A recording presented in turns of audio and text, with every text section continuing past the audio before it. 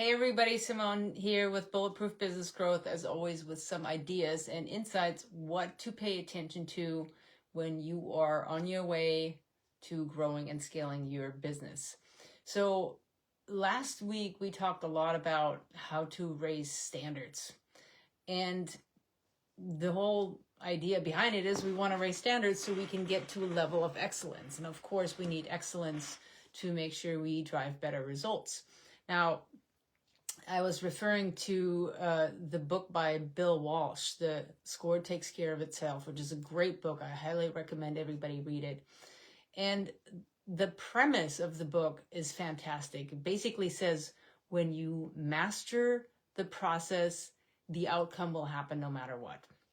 So that speaks a lot to making sure that we're all really, really good at the process, because that's what we can focus on so that we can get the outcomes that we want. So the first part is really we need to create the framework before we can focus on outputs. And when you think about, much of it is really around obsession about mastery, because unfortunately what happens a lot is we kind of get to a level where it's kind of good, and then so much else is happening.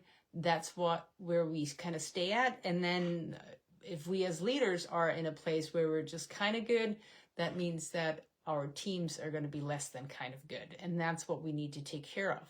So of course, Bill Walsh talks a lot about perfection, about everything. And in business, there's certain places when perfection is necessary and absolutely the metric that drives everything. But then there's also the wisdom of Pareto, or the 80-20, the making sure that we don't waste any resources, time, momentum, all that stuff. So we need to create this balance between perfection and good enough. Because when you think about Pareto, it's the 20 thing. It means that 20% of your input needs to be able to create 80% of your output. And then the other part is when you think about good enough, well, good enough, a lot of times when you put in 80%, you're the only person who will notice the extra 20%, and that extra 20% will require heroic measures. So this is really where your team needs you, or really, really good leaders on your team, so that they can learn where it's important to drive mastery and where good enough is the right measure. Because that's really where, as a leader, you help them make that distinction. And it's a really, really important distinction, because for so many places in your business, in your culture, mastery is what we're striving for all the time. But then there are those other places where good enough is plenty good enough. So you as the leader get to teach your team the priorities and really master that idea, that difference between good enough and mastery. So this is kind of where training comes in, and not just kind of, this is where training comes in. We need to make sure that when you have a team, that training isn't just something that happens when you onboard or when there's something new to learn. Training is something that happens always. It needs to be part of everyday experience. It needs to be part of the DNA of your team. It needs to be something that everybody keeps looking at, because what it means is we're going to practice the best practices over and over and over and over until they are part of your habits. This is just, it doesn't matter what happens, you know how to do this. You're not going to get flustered. You're not going to get thrown off. You're not going to take shortcuts, because you know exactly what needs to happen to get to the best results, because you're focused on the process and not the results. So this is really how you establish standards of excellence. And what training, consistent training, accomplishes is when the going gets tough, when there's turbulence, it means there's consistency, because people know the process and follow the process no matter what. So this is where you can establish a framework of standards and values first before you really focus on the output, because that means everybody's trained, everybody's prepared, and everybody can deliver no matter how iffy things get. So that's the first principle, making sure that you focus on the framework, on the fundamentals before you start focusing on the outputs. Second thing is we need to focus on creating a positive culture that empowers risk-taking. So when you go to Walter's book, he talks about how he always praises efforts and not stats, because all of our businesses rely on innovation. It relies staying on top of things. It relies on being cutting edge. It relies on being constantly evolving, because the second you don't evolve, you decline. So what's really important is for innovation is that there is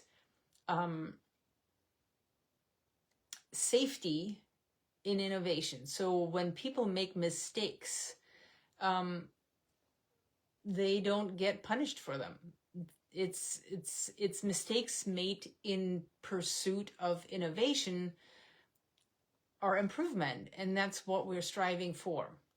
So this is something we absolutely want to instill in the culture, that there is an acceptable margin of error, because we need to push the envelope. We need to keep learning, and that means sometimes things go wrong. So because what happens is when you have a culture of people who are scared of making mistakes, they become static. And of course, when you have a static culture, you can't grow. So we need to make sure that we establish a culture of learning without fear, and where making mistakes in the pursuit of innovation and improvement is something that gets acknowledged and appreciated. And this is also where it matters how you coach people around that. Because when you have a feedback culture, it means that we're all going to look at what happened, analyze it, look at how we could have done better, and get coaching around it, right? So it's a positive experience versus being criticized for something that didn't go right. So this is really where you get to be the coach and the mentor for your team, and really help them understand the process so that they can keep getting better and better at the process. So we want to make sure that that is something we train all the time, because supportive, positive culture prevails in crunch time. So when the going gets tough, that's what your team will remember, and that's what they will operate in. So when you think about, what really drives results and engagement, is when you give people the inspiration to drive big goals, and then you give them the support to get there. And it's never a straight road. So that's what drives engagement and results, because supportive culture maximizes mental toughness. And when times are difficult, your team needs to be mentally tough. You need to be mentally tough. Your team needs to be mentally tough. So it needs to be a supportive culture that enables your team to be there. The third principle is that we've got to make sure that we have metrics that matter. So for one thing, everybody on the team needs to be clear about what the metrics are that define success. But those KPIs should reflect mastery. So how can you coach them so that they can constantly gauge improvement for their role, for their scope of work? So ideally, when you do it right, you have your company plan, you have your division plan, you have your team plan, everybody has their individual plans. So everybody understands what the KPIs are that they're being measured by, and that they know how they can actually influence those KPIs. So great vanity measures just confuse things. we want to make sure that people really understand how they can impact, how they can change, how they can improve the numbers that they actually have power over. So everybody must have a great plan that they're working. And then, of course, those one-on-ones that you have with them every week helps them to unblock them, coach them, turn them into a team, and really help them train and get better and consistently look at what can I improve. And the important thing about that is you can only really work on one KPI at a time. So, it's easy to get into a one-on-one with somebody and look at everything that they need to improve and throw a whole bunch of stuff at them, but that generally doesn't really do a whole lot. That oftentimes really accomplishes the opposite. So you have to look at, as their leader, you have to help them gauge the priorities and understand what they need to improve on and how to do that, and only one thing at a time, so that they can truly focus and make sure that you take all the vanity measures out that only distract, because we want to compound improvements by focusing on one thing at a time and making sure that there's exact steps for how to accomplish that. The fourth principle is that we go back to how important process rules in times of turbulence. We must have systems and processes in place that everybody follows at that level of mastery that you set. Because this is about making sure that everybody has systems and follows all the foundational practices that you've already set.